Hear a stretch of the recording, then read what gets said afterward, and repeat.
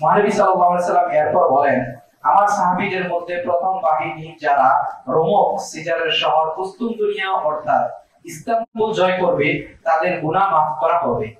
এই হাদিসের উপর ভিত্তি করে অনেকে বলে হযরত মুয়াবিয়া রাদিয়াল্লাহু তাআলা আনহু এবং ওনার ছেলে ইয়াজিদ উভয়ই নাকি এই জিহাদে নেতৃত্ব দিয়েছেন এবং অংশগ্রহণ করেছেন, তাই তাকে অর্থাৎ ইয়াজিদকে কাফের বা মালউন বলা যাবে না, বরং তার নামের শেষে রাদিয়াল্লাহু তাআলা আনহু বলতে হবে। তাদের এই যুক্তিটি কতটুকু যুক্তিযুক্ত? হুজুর, যারা ইয়াজিদকে মুমিন বলে এবং নামের শেষে রাদিয়াল্লাহু তাআলা আনহু বলে তাদের ক্ষেত্রে আমরা কিরূপ সিদ্ধান্ত গ্রহণ করি? উপস্থিত সম্মানিত শ্রোতা মণ্ডলী, দেশে ও বিদেশে যারা আজকের লাইভ অনুষ্ঠানটির জন্য অপেক্ষমান ছিলেন তাদেরকে আমাদের হিতাকাঙ্ক্ষী শুভানুধ্যায়ী,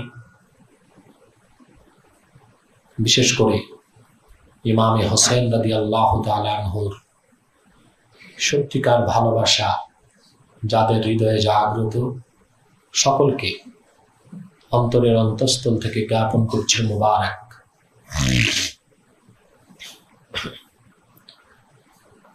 ধারাবাহিক আমাদের অনেকগুলো লাইভ অনুষ্ঠান আপনারা দেখেছেন। আমরা ওয়াদাবদ্ধ ছিলাম ইয়াজিদ ইবনে মুআবিয়া তার ব্যাপারে আমাদের আকীদা ও বিশ্বাস বা ধারণাটা কি রকম হবে। আহলুস সুন্নাহ ওয়াল জামাতের সকল ইমাম মুজতাহিদ ইমাম আবু হানিফা রাহমাতুল্লাহ সহ সবাই ইয়াজিদকে লানতপ্রাপ্ত বা মালউন মনে করে থাকেন। সকলেই তাকে ফাসিক বলেছেন, গুনাহগার বলেছেন, চরম পর্যায়ের অত্যাচারী বলেছেন। আর তাদের মধ্যে ইমাম ও মুজতাহিদদের মধ্যে প্রায় 27 জন এইরকম মুজতাহিদ ছিলেন যারা ইয়াজিদকে কাফের মনে করতেন। আমরা ব্যক্তিগতভাবে এই মতটিকে সমর্থন করে থাকি। ১,৫০০ বছর আগ থেকে আজ পর্যন্ত ৬১ হিজরীতে ইমাম হোসেনের শাহাদাতের পর থেকে এখন পর্যন্ত প্রায় ১,৫০০ বছর আগ থেকে এখন পর্যন্ত আহলুস সুন্নাহ ওয়াল জামাতের কোনো ইমাম, কোনো মুজতাহিদ, কোনো মুহাদ্দিস, কোনো ঐতিহাসিক, সাধারণ কোনো মুসলমানও ইয়াজিদকে ভালো বলেনি। সবাই তাকে গুনাহগার বলেছে, অত্যাচারী, চরম পর্যায়ের বেয়াদব এবং আল্লাহর দ্বীনের শত্রু হিসেবে তাকে আখ্যায়িত করেছেন। কিন্তু ইদানিং দেখা যাচ্ছে যে লামাযহাবী, নাজদি, আহলে হাদিস দাবিদার কিংবা অনেকে সুন্নি দাবিদারও আছে যারা ইয়াজিদের পক্ষ অবলম্বন করছে। ইয়াজিদকে কেউ বলছেন সাহাবী, কেউ বলছেন তাবিঈ, কেউ বলছেন তাকে রাহমাতুল্লাহি আলাইহি বলতে হবে। ইয়াজিদকে কাফের বলা যাবে না, ফাসিকও বলা যাবে না, খারাপও বলা যাবে না, বরং যুদ্ধে যে ইমাম হোসেনি ভুল করেছিলেন। এভাবে দেখা যাচ্ছে একটি গোষ্ঠী মাথা চাড়া দিয়ে উঠেছে। ইয়াজিদ সংক্রান্ত আলোচনায় এই যে ইয়াজিদের দুশরি, সে বিষয়টিকে সহিহ হাদিসকে সামনে রেখেই আমি আলোকপাত করছি। ইমামে ইবনে মাজাহ রাহমাতুল্লাহি আলাইহি, আমি একটা ছোট্ট ইতিহাস শোনাচ্ছি কারা ইয়াজিদের দালাল সেটা বোঝার জন্য। হযরত ইমাম ইবনে মাজাহ সুনান ইবনে মাজার প্রথম খণ্ডে, সৌদি আরবের ছাপ এটা, একটি পরিচ্ছেদ স্থাপন করেছেন বাবুন ফি যিকরিল খাওয়ারিজ। খাওয়ারিজ যারা খারিজি, রাসূলুল্লাহ সাল্লাল্লাহু আলাইহি ওয়াসাল্লাম ইরশাদ করেছেন ইয়াখরুজু ফি আখিরিজ জামানি কওমুন আহদাসুল আসনাম। আখিরি জামানায় একদল লোক বের হবে, আহদাসুল আসনান মানে যাদের ছোট ছোট দাঁত থাকবে। এটা অনেকগুলো ব্যাখ্যা এসেছে।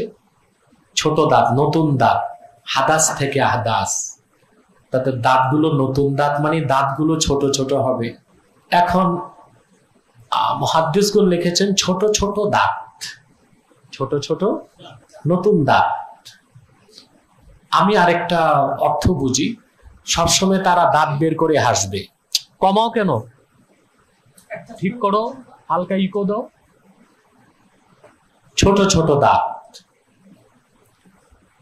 আবার আহদাসুল আসনানের আরেকটা ব্যাখ্যা হয়, সব সময় দাঁত বের করে হাসবে, মানে তারা খুব ভালো সেটা মানুষকে দেখাবে।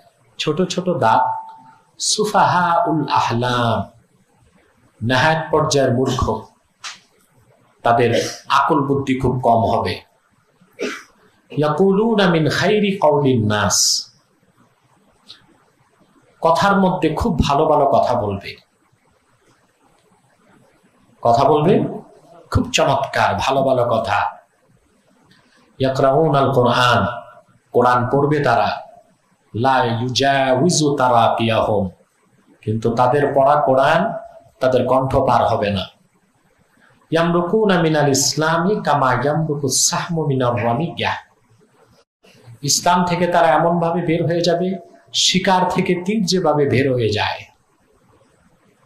ফামান লাকিয়াহুম ফালিয়াকুলহুম, রাসূলুল্লাহ সাল্লাল্লাহু আলাইহি ওয়াসাল্লাম বলেছেন তোমাদের মধ্যে যারা তাদেরকে পাবে অবশ্যই যেন কতল করে।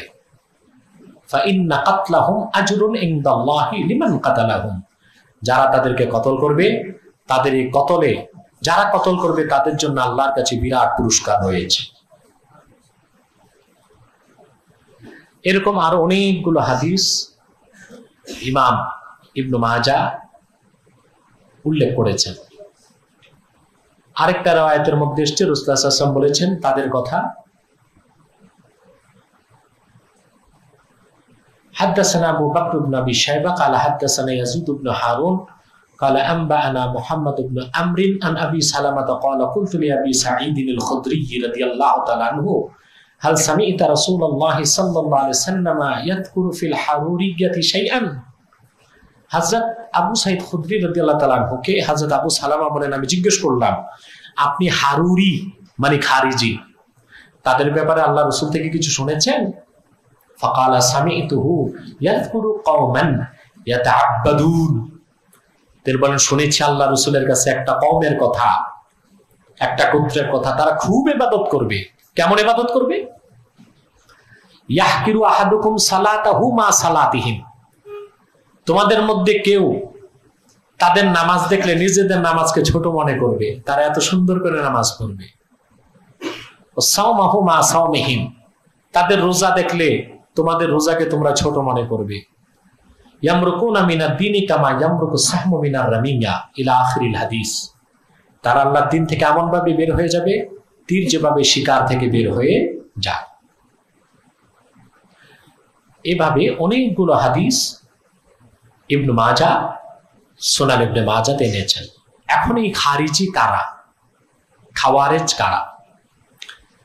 ঐতিহাসিকগণ লিখেন যে হযরত আলী রাদিয়াল্লাহু তাআলা আনহুর সাথে হযরত মুয়াবিয়ার যুদ্ধ হয়েছিল সিফফিনে। কোথায়? এজিদের উৎপত্তি ও তার দালালরা কোথার থেকে সেই ইতিহাসটি সংক্ষেপে বলছি আমি। সিফফিনে হযরত আলী রাদিয়াল্লাহু তাআলা আনহুর সাথে হযরত মুয়াবিয়ার যুদ্ধ হলো, এটা আপনারা জানেন। সে যুদ্ধে যখন যুদ্ধটায় হযরত আলী সঠিক ছিলেন, হযরত মুয়াবিয়া রাদিয়াল্লাহু তাআলা আনহু ভুলে ছিলেন। আমরা হযরত মুয়াবিয়ার বিরুদ্ধে একটি অক্ষর উচ্চারণ করতে পারবো না। হযরত মুয়াবিয়ার শানে যারা বেয়াদবি করবে তাদেরকে আমরা মুনাফিক মনে করে থাকি, কারণ হযরত মুয়াবিয়া কাতিবি ওয়াহি ছিলেন। হযরত মুয়াবিয়া পরাজিত হতে লাগলেন, তখন কোরআন কারীমকে বর্ষার মাথায় বেঁধে উপরে তুলে ধরা হলো। আর হযরত মুয়াবিয়ার লোকজন বলতে লাগলেন হাদা কিতাবুল্লাহ বাইনানা ওয়া বাইনাকুম, এই যে আল্লাহর কোরআন তোমাদের আমাদের মধ্যে এটাই ফয়সালা করবে। অর্থাৎ আমরা কোরআনের ফয়সালাকে মানব, যুদ্ধের প্রয়োজন নেই। হযরত আলী বুঝতে পেরেছিলেন এটা যুদ্ধের কৌশল। তখনই হযরত আলী তার বিখ্যাত উক্তি করেছিলেন, কালিমাতু হাক্কিন উরিদা বিহাল বাতিল, কথা চরম সত্য, উদ্দেশ্য খুবই খারাপ। তখন হযরত আবু মুসা আশআরী রাদিয়াল্লাহু তাআলা আনহু এবং আমর ইবনুল আস এই দুইজন মিলে যুদ্ধের বিরতি করলেন 6 মাসের জন্য। কয় মাস? যুদ্ধ বিরতি করার পরই হযরত মুয়াবিয়া চলে গেলেন দামেস্কে, আর হযরত আলী চলে আসলেন মদিনাতুল মুনাওয়ারাতে। তখন 37 হিজরিতে একদল লোক হযরত আলীর কাছে গেলেন, যে বললেন, আপনার যুদ্ধ বন্ধ করাটা ঠিক হয়নি, আমরা প্রস্তুত, চলুন আমরা আবার শাম দেশে অর্থাৎ মুয়াবিয়ার উপর হামলা করব। হযরত আলী রাদিয়াল্লাহু তাআলা আনহু বললেন, 6 মাসের চুক্তি যতদিন ঠিক আছে, তার পূর্বে আমি কোনো যুদ্ধে যেতে পারি না। তখন হযরত আলীর দল থেকে 12,000 লোক বের হয়ে গেল। কত হাজার? হযরত আলী রাদিয়াল্লাহু তাআলা আনহু তিনি মদিনাতুল মুনাওয়ারাতে আসেন নাই, কুফাতে গিয়েছিলেন। কোথায়? তখন কুফার পাশে একটি এলাকা আছে, ওটার নাম হারুরা। ওই হারুরাতে যে 12,000 বিদ্রোহী একত্রিত হলো, তারা একত্রিত হয়ে তাদের নেতা বানালো, যাকে তার নাম আব্দুল্লাহ ইবনু আব্দুল্লাহ, আর সেনাপ্রধান বানালো শিস ইবনু রিবঈকে। আর 12,000 সৈন্য একত্রিত হয়ে ফতুয়া দিল যে হযরত আলীও কাফের, মুয়াবিয়াও কাফের। নাউযুবিল্লাহ মিন যালিক। হযরত আলী রাদিয়াল্লাহু তাআলা আনহু তাদেরকে বুঝানোর জন্য হযরত আব্দুল্লাহ ইবনে আব্বাস রাদিয়াল্লাহু তাআলা আনহুকে পাঠালেন। তিনি ব্যর্থ হয়ে ফিরে আসলেন। হযরত আলী নিজে তাদের কাছে গেলেন, তাও তারা কথা মানল না, তিনি ব্যর্থ হয়ে ফিরে আসলেন। তখন তিনি খাওয়ারিজদের বিরুদ্ধে যুদ্ধ করলেন। সেই যুদ্ধে 8,000 খারিজিকে তিনি নিহত করলেন, হত্যা করলেন। আর 4,000 খারিজি হারুরা কুফা ছেড়ে আরবের বিভিন্ন জায়গায় ছড়িয়ে গেল। এই খারিজগণ তখন হযরত আলী রাদিয়াল্লাহু তাআলার চরম শত্রুতে পরিণত হলো, এবং ইরাকের কুফা নিবাসী খারিজরাই হযরত আলী রাদিয়াল্লাহু তাআলাকে শহীদ করলো, এবং আহলে বাইতের বিরুদ্ধে তারা দুশমনী শুরু করলো। আহলে বাইতের বিরোধিতা করতে যে তারা ইয়াজিদের সাথে একত্রিত হলো শামে যে, এবং আহলে বাইতের বিরুদ্ধে ইয়াজিদকে প্ররোচনা দিয়ে, বিশেষ করে ইমাম হাসান ও হোসেন রাদিয়াল্লাহু তাআলা আনহুমার বিরুদ্ধে অস্ত্র ধারণ করতে তারাই প্ররোচনা দিয়েছিল। এবং হযরত হোসেন রাদিয়াল্লাহু তাআলা আনহু যখন কারবালাতে জিহাদে এসেছিলেন, এই খারিজিরাই ওবায়দুল্লাহ বিন জিয়াদের সাথে অংশগ্রহণ করেছিল। শুধুমাত্র হযরত আলীর সাথে দুশমনির কারণে তারা আহলে বাইতের সাথে দুশমনি করেছে, এবং ইমাম হোসেন রাদিয়াল্লাহু তাআলা আনহুর সাথে দুশমনি করেছে।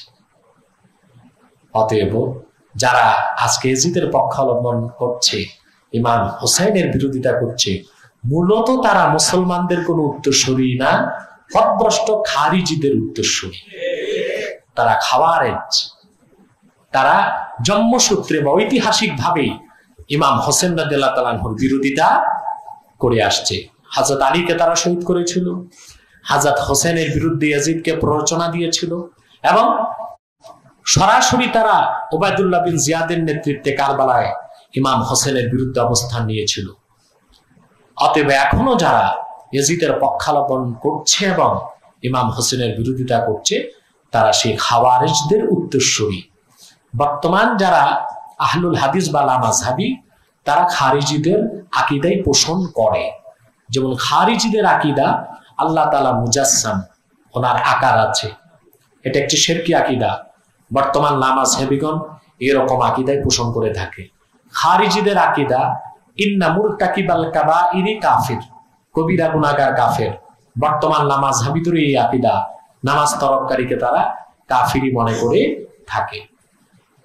অতএব যারা এখন ইয়াজিদের পক্ষ অবলম্বন করছে এবং ইমাম হোসেনের বিরোধিতা করছে, তারা সেই হযরত আলীর চিরশত্রু, হোসেনের শত্রু খাওয়ারিজদেরই একটি শাখা হিসেবে আমরা তাদেরকে ধরে নিতে পারি। তাদের সাথে ইসলাম ও মুসলমানের কোনো সম্পর্ক নেই। ইয়াজিদের ব্যাপারে আমাদের কি ধারণা থাকবে? যারা ইয়াজিদকে মুসলমান বলতে চায় তারা প্রায় বলে ইমাম হোসেন রাদিয়াল্লাহু তাআলা আনহুর বিরুদ্ধে যুদ্ধে বা তাকে হত্যার ব্যাপারে ইয়াজিদের কোনো হাত ছিল না। এখন আমরা ইতিহাস থেকে সাব্যস্ত করব, এটা হাদিসের বিষয় না, ইতিহাসের বিষয়। আমরা ইতিহাস থেকে সাব্যস্ত করব যে প্রকাশ্যে ইয়াজিদের অনুমতিতেই ওবায়দুল্লাহ বিন জিয়াদ ইমাম হোসেনের বিরুদ্ধে যুদ্ধ করেছে। অতএব এই যুদ্ধে যা কিছু ঘটেছে তার পুরা দায় ইয়াজিদকেই নিতে হবে। ঠিক কিনা বলেন? দেখুন ইতিহাস, জালালউদ্দিন সুয়ুতির মতো মানুষ, ইবনে খুলদুন কি বলল তা আমরা মানি, তারিখে দামেস্কে কি আসলো সেটাও মানি, কিন্তু তারা কেউ পরিপূর্ণ সেকা ছিলেন না। জালালউদ্দিন সুয়ুতি সেকা ছিলেন, 2 লক্ষ হাদিসের হাফেজ ছিলেন। তিনি তারিখুল খোলাফাতে লিখেন 165 পৃষ্ঠায়, ওয়াবাসা আহলুল ইরাক ইলাল হুসাইনের রুসুলা ওয়াল কুতুবা ইয়াদউনাহু ইলাইহিম ফাখারাজা মিন মাক্কাতা ইলাল ইরাক ফি আশরি যিল হাজ্জা ওয়া মাআহু তাইফাতুম মিন আলি বাইতিহি রিজালান ওয়া নিসাআ ওয়া সিবিয়ানা। ইরাকবাসীগণ বায়াত নেওয়ার জন্য ইমাম হোসেনের কাছে অনেক দূত পাঠালেন, অনেক চিঠি পাঠালেন যে আপনি আসেন, আমরা আপনার কাছে বায়াত নিব। ইমাম হোসেন রাদিয়াল্লাহু তাআলা আনহু মক্কাতুল মুকাররমা থেকে ইরাকের উদ্দেশ্যে রওনা হলেন। এটা জিলহজ মাসের 10 তারিখ রওনা হলেন। পৌঁছতে তো অনেক সময় লেগেছিল। ওনার সাথে ছিলেন একদল লোক, ওনার পরিবারের সন্তানগণ, ওনার স্ত্রী পরিজন, অনেক পুরুষ, অনেক মহিলা এবং অনেক শিশু। এই খবরটা ইয়াজিদ পাওয়ার পর দেখেন ইয়াজিদকে যারা বাঁচাতে চায়, যে কারবালার ঘটনায় ইয়াজিদের হাত ছিল না, তারা কত বড় গাদ্দার। আসলে তো খারিজি, খাওয়ারেজ, তারা তো ইতিহাস বিকৃত করবে। ইমাম সুয়ুতি লেখেন ফাকাতাবা ইয়াজিদু ইলা ওয়ালিহি বিল ইরাক উবাইদুল্লাহ ইবনে জিয়াদ বিকিতালিহি। আর সরাসরি ইয়াজিদ চিঠির মাধ্যমে নির্দেশ করলো ইরাকের গভর্নর উবাইদুল্লাহ বিন জিয়াদকে যে হোসেন পৌঁছা মাত্র তার বিরুদ্ধে তোমরা যুদ্ধ করো। তাহলে ইমাম হোসেনের বিরুদ্ধে যুদ্ধের অনুমতি দেওয়ার অর্থ ইমাম হোসেনের রক্তকে সে হালাল মনে করত।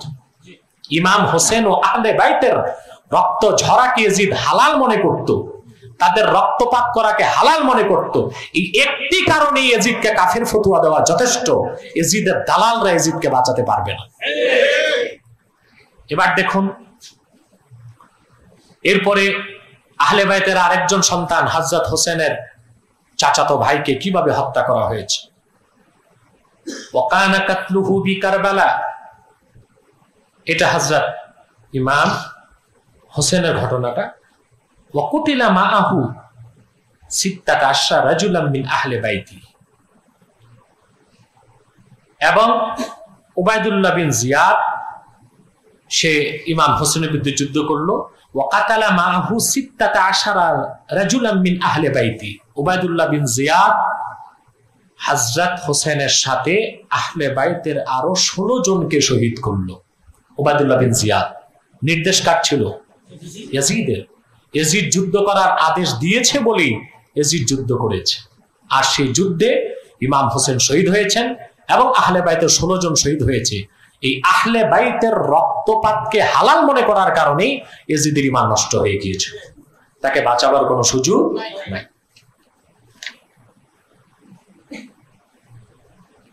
শুধু তাই নয়, এরপরে দেখুন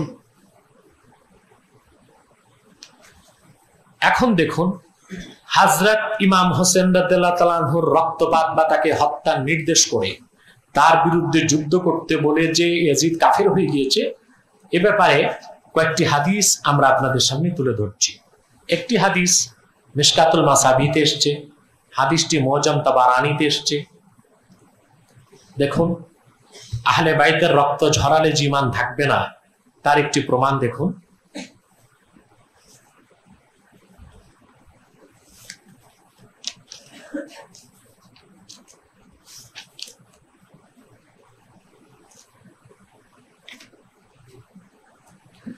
হযরত আয়েশা রাদিয়াল্লাহু তাআলা আনহা থেকে বর্ণিত হাদিস, ওয়া আন আয়েশা রাদিয়াল্লাহু তাআলা আনহা قالت قال رسول الله صلى الله عليه وسلم ستة لعنتهم ولعنهم الله وكل نبي يجاب। আয়েশা রাদিয়াল্লাহু তাআলা আনহা বর্ণনা করেছেন যে আল্লাহ রাসূল সাল্লাল্লাহু আলাইহি ওয়াসাল্লাম ইরশাদ করেছেন, 6 প্রকার ব্যক্তির উপর আমি লানত করি, আল্লাহও লানত করেন, আর প্রত্যেক নবীর দোয়াই কবুলকৃত, এটা আল্লাহ কবুল করেন। প্রত্যেক নবী মুস্তাজাবুদ দাওয়া। আয-যাইদু ফি কিতাবিল্লাহ, প্রথম প্রকার ব্যক্তি যারা আল্লাহর কোরআনে কম বেশি করে, যা আল্লাহর কোরআনে কম বেশি করবে। ওয়াল মুকাজ্জিবু বিকাদারিল্লাহ, তাকদীর অস্বীকার, সম্মান দিয়ে উঁচু পদ দেয়, আর আল্লাহ যাকে ইজ্জত দেন তাকে সে অবমাননা করে। ওয়াল মুস্তাহিল্লু লিহারামিল্লাহ, এবং আল্লাহর হারামকে, আল্লাহ যেটা সম্মানকে মুকাররার করেছেন, আল্লাহ যে জায়গার সম্মানকে আইনি ভাবে সিদ্ধতা দিয়েছেন, সেই হারামে যেখানে রক্তপাত নিষেধ সেখানে যে ব্যক্তি রক্তপাত করে। ওয়াল মুস্তাহিল্লু মিন ইত্রাতি মা হারামাল্লাহ, এবং আমার বংশধর আহলে বাইতের যারা তাদের রক্তপাতকে যে হালাল মনে করে, ও তারিকু লিসুন্নতি, আর আমার সুন্নতকে যে অবমাননা করে, অস্বীকার করে বা সুন্নত থেকে মুখ ফিরিয়ে নেয়, এই 6 প্রকার ব্যক্তির উপর আমিও লানত করি, আল্লাহ তাআলাও লানত করেন। তাহলে রাসূলুল্লাহ সাল্লাল্লাহু আলাইহি ওয়াসাল্লাম লানত করলেন যে 3 প্রকার ব্যক্তির উপর, 6 প্রকার ব্যক্তির, তার মধ্যে 3 প্রকার ব্যক্তির খাসলতি ইয়াজিদের মধ্যে ছিল। এক, সে মদিনাতুত তাইয়্যিবা ও মক্কা মুকাররমায় আক্রমণ করেছিল। আল্লাহ রাসূল যেটাকে হারাম হিসেবে নির্ধারণ করেছেন, সে মক্কা মুকাররমায় সে রক্তপাত করেছে, হযরত জুবাইরকে হত্যা করিয়েছে, কাবা ঘরের দেওয়ালকে কাঠের কামান দিয়ে আঘাত করেছে, মদিনাতুল মুনাওয়ারাতে অসংখ্য সাহাবীকে সে হত্যা করেছে সৈন্য পাঠিয়ে। মক্কা মদিনার হুরমতকে যে ব্যক্তি নষ্ট করে সে মুসলমান হতে পারে না। সবচেয়ে বড় অপরাধ ওয়াল মুস্তাহিল্লু মিন ইত্রাতি, রাসূলুল্লাহ বলেছেন মা হারামাল্লাহ, এবং আমার বংশধর যাদের রক্তপাতকে আল্লাহ হারাম করেছেন সেটাকে যে হালাল মনে করে। অতএব ইয়াজিদ উবাইদুল্লাহ বিন জিয়াদকে সরাসরি নির্দেশ করে ইমাম হোসেনের বিরুদ্ধে অস্ত্র ধারণ করিয়ে ইমাম হোসেনকে হত্যা করে উবাইদুল্লাহ বিন জিয়াদ, শিমার, তারা যেই রকম অপরাধী হয়েছে, ইয়াজিদও সেই রকমই অপরাধী হয়েছে, তাকে মুসলমান বলার কোনো সুযোগ নেই। এরপরে দেখুন, ইয়াজিদের আরো বড় অপরাধ ছিল। এই ক্ষেত্রে ঐতিহাসিক অনেক তথ্য বিকৃত করে খাবারের যারা ইয়াজিদের দালাল তারা ইয়াজিদকে বাঁচাতে চায়, কিন্তু ইতিহাস তারিখুল খোলাফাতে এই কথা এসেছে যে ইমাম হোসেনের বিরুদ্ধে যুদ্ধে এটা ইয়াজিদেরই নির্দেশ ছিল। এরপরে দেখুন, ইমাম ইবনু কাসির আল বেদায়া ওয়ান নেহায়াতে আরেকটি তথ্য তুলে ধরেছেন, সেটা হলো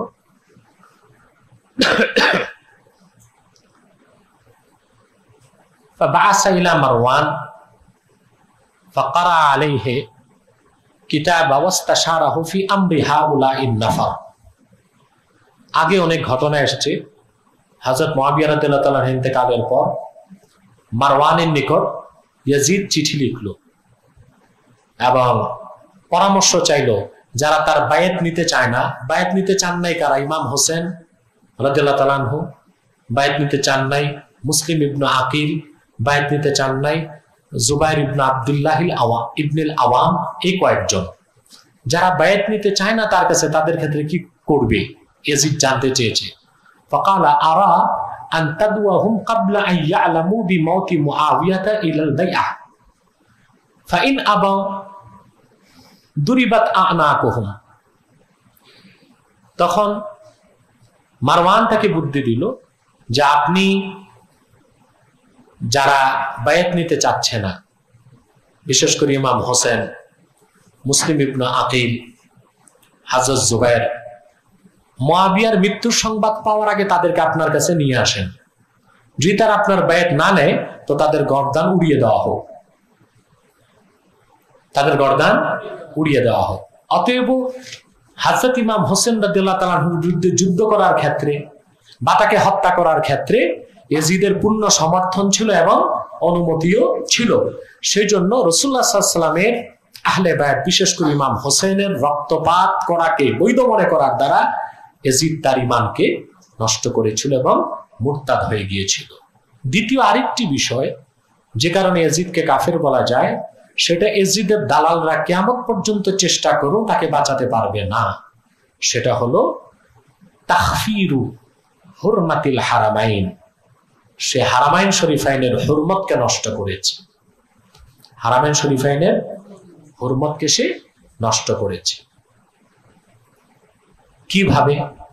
সে মক্কা মুকাররমাতেও সৈন্য পাঠিয়েছিল রক্তপাত করার জন্য, মদিনাতুল মুনাওয়ারাতেও সৈন্য পাঠিয়েছিল রক্তপাত করার জন্য। তার একটি দলিল আমরা সহিহ বুখারী থেকে দিচ্ছি। দেখুন,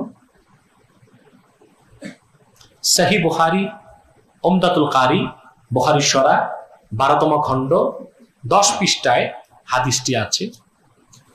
যারা ইয়াজিদের দালাল তাদেরকে বলবো, তাদের প্রতি কিয়ামত পর্যন্ত আমার চ্যালেঞ্জ। দ্বিতীয় যে বিষয়টি আমরা ইয়াজিদের কুফরের ব্যাপারে বলছি তা তারা খণ্ডন করতে পারে কিনা কিয়ামত তো বা আমার মৃত্যু পর্যন্ত আমি তাদেরকে চ্যালেঞ্জ দিচ্ছি। সহিহ বুখারীতে হাদিসটি এসছে। তারপর আমরা বদরুদ্দিন আইনির ব্যাখ্যাটিও শোনাবো। সেটা হলো আপনার দ্বিতীয় খণ্ড উমদাতুল কারি,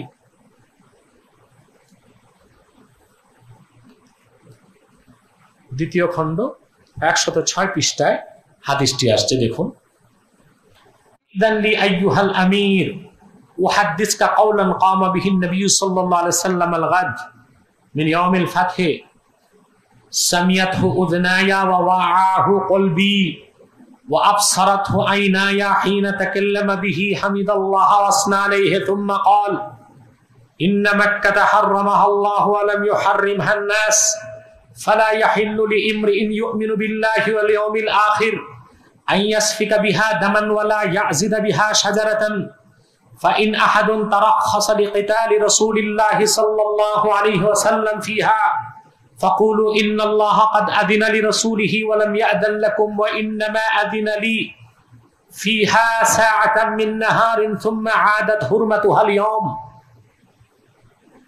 كحرمتها بالأمس وليبلغ الشاهد الغائب. فقيل لأبي شريح ما قال أمر قال أنا أعلم منك يا أبا شريح لا يعيد عاصيا ولا فارا بدم ولا فارا بخربة. ইমাম বুখারী হাদিসটি তুলে ধরেছেন সহিহ বুখারীতে কিতাবুল ইলমে। আল্লামা বদরুদ্দিন আইনি উমদাতুল কারি দ্বিতীয় খণ্ডের 106 পৃষ্ঠায় হাদিসটি উল্লেখ করেছেন। হযরত সাঈদ ইবনে আবি সাঈদ হযরত আবু শুরাইহ রাদিয়াল্লাহু তাআলা আনহু থেকে বর্ণনা করেন, আমর ইবনে সাঈদ যে ছিল ইয়াজিদের সেনা প্রধানদের একজন, মদিনাতুল মুনাওয়ারাতে সে থাকত। ওয়া হুয়া ইয়াবআসুল বুউসা ইলা মক্কা। হযরত আব্দুল্লাহ ইবনে জুবায়ের রাদিয়াল্লাহু তাআলা আনহু তিনি যখন ইয়াজিদের বাইয়াত নিলেন না, তখন আব্দুল্লাহ ইবনে জুবায়েরকে কতলের জন্য ইয়াজিদ লোক পাঠিয়েছিল। তখন আব্দুল্লাহ ইবনে জুবায়ের আর হযরত হোসেন রাদিয়াল্লাহু তাআলা আনহু একসাথেই চলে গিয়েছিলেন মক্কায়। মক্কা থেকে ইমাম হোসেন যখন কারবালা গেলেন তখন ওনাকে শহীদ করা হলো। আর আব্দুল্লাহ ইবনে জুবায়ের মক্কাতে ওনার বায়াত করালেন এবং মক্কার শাসক হিসেবে ঘোষণা করলেন, খলিফা হিসেবে। তখন আমর ইবনে সাঈদ ইয়াজিদের নির্দেশে লোক পাঠালো মক্কাতুল মুকাররমায়। ইয়াজিদ আমর ইবনে সাইদকে বলেছিল যে জুবায়েরকে পাকড়াও করো, আমার বায়াত নিতে বলো, নতুবা তাকে কতল করো। সেজন্য ইয়াজিদের নির্দেশে আমর ইবনে সাইদ সৈন্য পাঠানো মক্কাতুল মুকাররমায়, যেটা আল্লাহর হারাম আর যেখানে রক্তপাত সম্পূর্ণ হারাম ছিল। সেখানে পাঠানোর পর হযরত শুরাই আমর ইবনে সাইদকে বললেন, হযরত, আল্লাহ রসুলের কাছে একটা হাদিস শুনেছি মক্কা বিজয়ের দিন, আপনি যদি বলেন তো আমি বলি। হাদিসটি আমার দুই কান শুনেছে, আমার অন্তর তা ধারণ করেছে। এবং আল্লাহ রসুল যখন হাদিসটি বলছিলেন, ওনার নুরানি চেহারার দিকে, নূরময় চেহারার দিকে আমার চক্ষু তাকায় ছিল। এত ভালো করে আমি হাদিসটি শুনেছি। আল্লাহ রসুল আল্লাহ প্রশংসা করেছেন, আল্লাহ সানা খাহি করেছেন, তারপর বলেছেন এই মক্কাকে আল্লাহ হারাম হিসেবে ঘোষণা জন্য হালাল হবে না, বৈধ নয়, হালাল নয় যে মক্কায় সে রক্তপাত করবে কিংবা এখানকার কোনো গাছকে উপড়াবে। কেউ যদি বলে যে বিদায় হজ্জের সময়, মক্কা বিজয়ের সময় আল্লাহ রাসূল সাল্লাল্লাহু আলাইহি ওয়াসাল্লাম মক্কা মুকাররমায় কিছু কাফেরকে কতল করেছেন, আমার এই কাজ থেকে কেউ যদি রুখসত নিতে চায় তাহলে তাকে বলে দিবে যে আমি মুহাম্মদ সাল্লাল্লাহু আলাইহি ওয়াসাল্লামের জন্য আল্লাহ তাআলা অনুমতি দিয়েছিলেন রক্তপাতের, তাও দিনের একটা ছোট্ট সময়ের জন্য। সেই সময়ে চলে যাবার পর মক্কার হুরমাত আগ থেকে যেমন ছিল ওই হুরমত আবার ওই রকম ফিরে এসেছে। সেই হুরমতে মক্কা কিয়ামত তক থাকবে। অর্থাৎ আগেও রক্তপাত করা এখানে হারাম ছিল, এখন থেকে আমাকে যে সময়টা আল্লাহ অনুমতি দিয়েছিলেন সেই সময় পার হওয়ার পর আবার এখানে রক্তপাত কিয়ামত পর্যন্ত হারাম থাকবে। কোনো মানুষের জন্য এখানে রক্তপাত করা হালাল হবে না। এবং আল্লাহ রসুল বলেছেন তোমাদের মধ্যে যারা উপস্থিত আছে তারা যেন এই সংবাদ যারা অনুপস্থিত তাদের কাছে পৌঁছিয়ে দেয়। এখন আপনারা বলেন, সেই হারামে মক্কা, মক্কাতুল মুকাররমার হুরমতকে নষ্ট করে যেখানে রক্তপাত হারাম, সেখানে ইয়াজিদ তার নির্দেশে আমর ইবনে সাইদকে দিয়ে যুদ্ধ করিয়ে রক্তপাত করিয়েছে। কি রকম রক্তপাত করিয়েছে তা আপনি চিন্তাও করতে পারবেন না। ঘটনাটি তারিখুল খোলাফাতে হযরত জালালউদ্দিন সুয়ুতী রাহমাতুল্লাহ তুলে ধরেছেন। মক্কা মুকাররমায় কি করেছিল সে, মদিনাতুল মুনাওয়ারাতে কি করেছিল সে বিস্তারিত তিনি তুলে ধরেছেন। মদিনাতুল মুনাওয়ারাতে সে যখন হামলা করেছিল, কুতিলা ফিহা খালকুম মিনাস সাহাবাতি রাদিয়াল্লাহু আনহুম ওয়া মিন গায়রিহিম, প্রচুর পরিমাণ সাহাবী এবং তাবিঈ সেদিন শহীদ হয়েছিলেন মদিনাতুল মুনাওয়ারায় যখন সে মদিনাতুল মুনাওয়ারাতে হামলা করেছিল। মদিনাবাসীগণ এবং মদিনাবাসীগণ কেন তার বিরুদ্ধে গেলেন সেটার কারণও তিনি তুলে ধরেছেন। ওয়াকানা সাবাবু খালি আহলিল মদিনা লাহু আন্না ইয়াজিদ আসরাফা ফিল মাআসি, মদিনাবাসী যখন দেখলেন ইয়াজিদ বড় বড় কবিরা গুনাহ করতে লাগলো। ওয়া আখরাজাল ওয়াকিদি মিন তুরুকিন আন্না আব্দুল্লাহ ইবনে হানজালা ইবনুল গাসিল ক্বালা ওয়াল্লাহি মা খারাজনা আলা ইয়াজিদ হাত্তা খিফনা আন নুরমা বিল হিজারাতি মিনাস সামা। হযরত হানজালার ছেলে হযরত আব্দুল্লাহ বলেন, ইয়াজিদ এত গুনাহ করতে লাগলো, এত বদমাশি করতে লাগলো যে আমরা ভয় পেতে লাগলাম তার শাসন মানতে গেলে না জানি আল্লাহর পক্ষ থেকে আকাশ থেকে পাথর বর্ষিত হয়।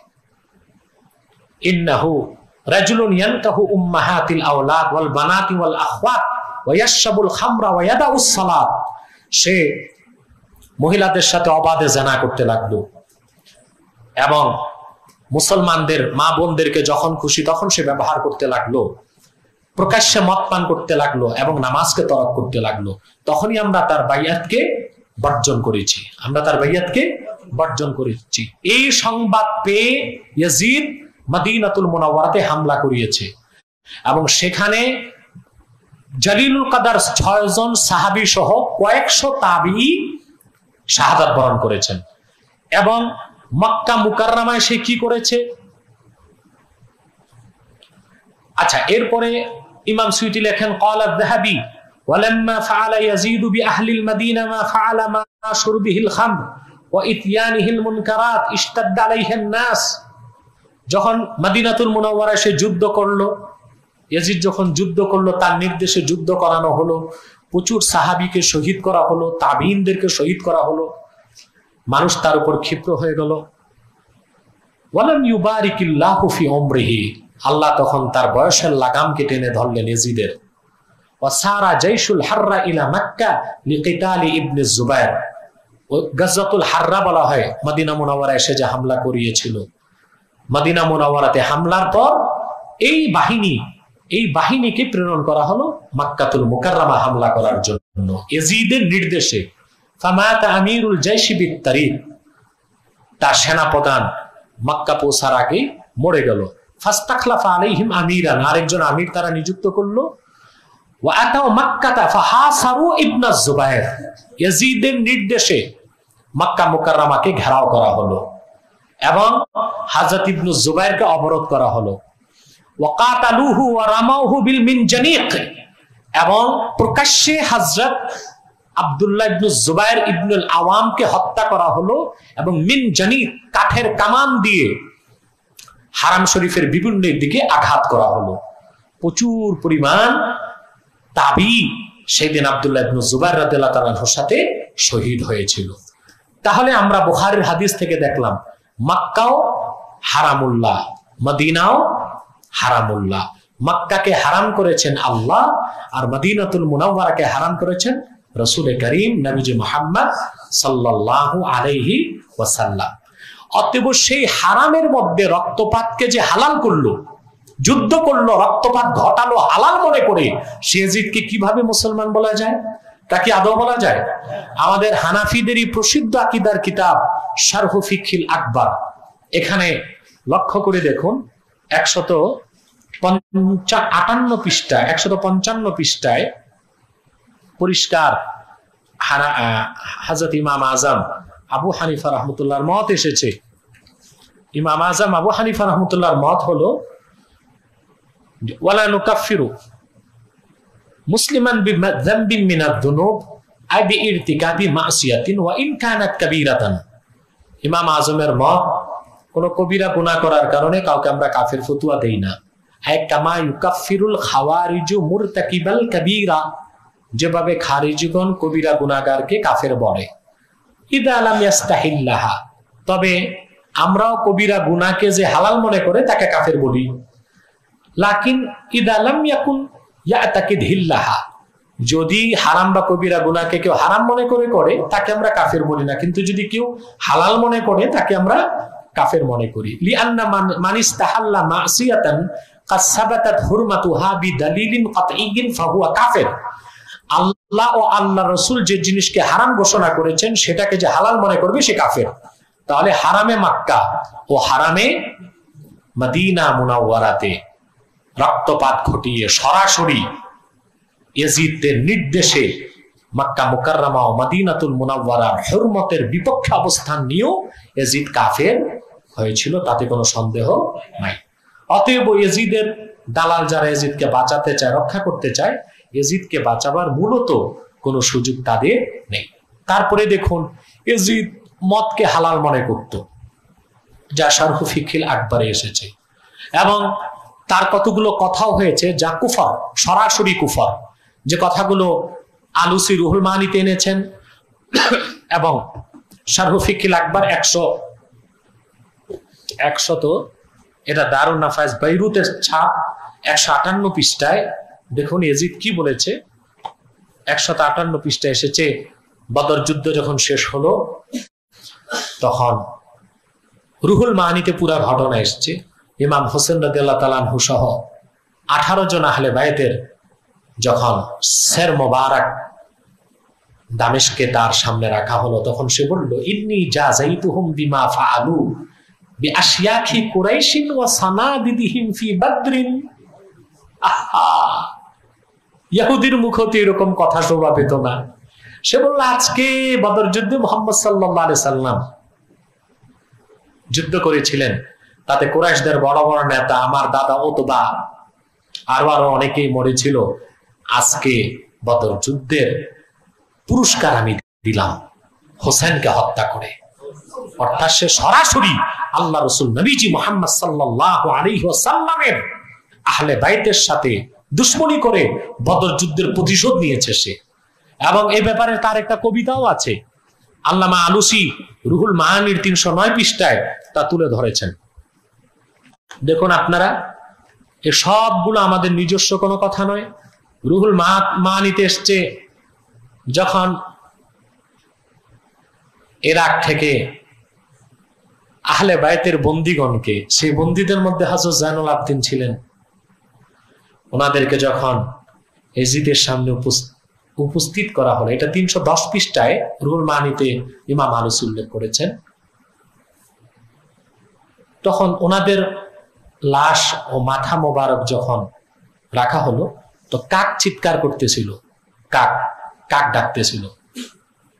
তখন ইয়াজিদ কিরকম হারামজাদা খন্নাস, সেই ইমাম হোসেনের মাথা সামনে রেখে বলল, নাইবাল গুরাবু ফাকুলতু কুল আওলা তাকুল ফাকাত ইত্তাজাইতু মিনার রাসূলি দুয়ুনি। আরে কাক ডাকুক আর না ডাকুক, হ্যাঁ, সে বলল, কাক ডাকতেছিল, সে বলল সে ডাকলেই বা কি, আমি বলবো তুমি বলো আর না বলো, হ্যাঁ, ডাকো আর না ডাকো। ফাকাত ইত্তাজাইতু মিনার রাসূল সাল্লাল্লাহু আলাইহি ওয়াসাল্লাম দুয়ুনি, আজকে মুহাম্মদ সাল্লাল্লাহু আলাইহি ওয়াসাল্লামের ঋণ আমি পরিশোধ করলাম। আজকে মুহাম্মদ সাল্লাল্লাহু আলাইহি ওয়াসাল্লামের নাতি হোসেনকে হত্যা করিয়ে, আহলে বাইতের এতগুলো মানুষকে হত্যা করিয়ে আমার পূর্বপুরুষ বদরে যারা মরেছিল তাদের ঋণটা শোধ করলাম। তাহলে সেই ইয়াজিদকে মুসলমান, কোন মুসলমান তাকে মুসলমান বলতে পারে না, পারে কুখ্যাত খারিজিদের উত্তরসূরিরা, ইহুদিদের উত্তরসূরিরাই তাকে মুসলমান বলতে পারে। হ্যাঁ, কেউ কেউ তাকে ফাসেক বলেছেন, ভালো তো কেউ বলে নাই। তাহলে যারা তাকে রহমতুল্লাহ বলতে চায়, ইয়াজিদকে সাহাবী বলতে চায়, ইয়াজিদকে তাবি বলতে চায়, তার নামে রহমতুল্লাহ প্রয়োগ করতে চায়, আমি বলি তারা খারিজেরদেরও উত্তরসূরি না, এগুলো ইহুদিদের জারত সন্তান। ইহুদিদের জারত সন্তান ছাড়া কেউ ইয়াজিদকে ভালো বলতে পারে না। সম্মানিত সুধী, ইয়াজিদের ব্যাপারে আর কত কথা শুনবেন। এই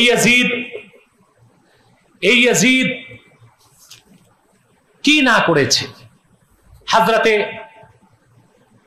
ইমাম আলুসি রাহমাতুল্লাহি আলাইহি বলে, ইমাম আবু হানিফা ইয়াজিদকে কাফের বলে নাই। কেন বলে নাই? ইমাম আবু হানিফার কাছে ইয়াজিদ সংক্রান্ত তথ্য সঠিকভাবে পৌঁছেনি। কারণ তখনকার ঘটনা তো বিচ্ছিন্ন ছিল, ঘটনা লেখা হয় নাই। অলিখিত ঘটনা তিনি না শুনে ভালো করে কাফের ফতোয়া দিতে পারেন না। তারপরও তিনি গালেবে জন্নের কারণে তাকে ফাসেক বলেছেন, বড় ধরনের গুনাহগার বলেছেন, ঠিক কিনা? তা আমাদের কাছে পরবর্তীতে সঠিক তথ্য পৌঁছেছে, এখন আর ইমাম আজম কি বললেন তার দেখার দরকার নাই। দুই ইমাম আজম আবু হানিফা রাহমাতুল্লাহর মাযহাব আমরা মানি শুধু ফিকহের ক্ষেত্রে, তাফসীরের ক্ষেত্রে আমরা আবু হানিফার মত মানি না, শাফিদের মত মানতেছি। জালালাইন, বাইজাবি, তারপরে তাফসীরুল কবির, ইবনু কাসির, মাআলিমুত তানজিল, সব তাফসীরই তো শাফিদের লেখা। সেখানে শাফিদের মত মানি কেন? সেখানে হানাফিদের মত কি নাই? কেন মানি না? তাফসীরের ক্ষেত্রে আমরা অন্য মাযহাবের মত মানতেছি, আমরা তরিকার ক্ষেত্রে অন্য মাযহাবের মানতেছি। আব্দুল কাদের জিলানী রাহমাতুল্লাহ তো হানাফি ছিলেন না, হাম্বলি ছিলেন, ঠিক কিনা? শুধু ফিকহের ক্ষেত্রে হানাফি মাযহাব মানতে হবে।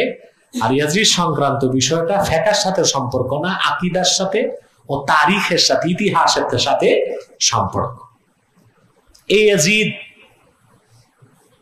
এই ব্যাপারে ইমাম আলুসি রাহমাতুল্লাহি আলাইহি আমি যে কথাগুলো আগে বললাম, যে মাদিনা মুনাওয়ারাতে সে হামলা করেছে, মক্কাতে মুকাররমাতে সে হামলা করেছে, এই জন্য তাকে মুসলমান বলা যাবে না। তিনি এই ব্যাপারে একটি হাদিস এনেছেন।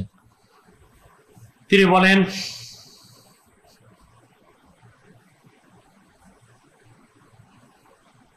وعلى هذا القول لا توقف في لعن يزيد لكثرة أوصافه الخبيثة وارتكابه الكبائر في جميع أيام تكليفه ويكفي ما فعله أيام استيلائه بأهل المدينة ومكة. روى الطبراني بسند حسن اللهم من ظلم أهل المدينة وأخافهم فأخفوا وعليه لعنة الله والملائكة والناس أجمعين لا يقبل منه صرف ولا عدل.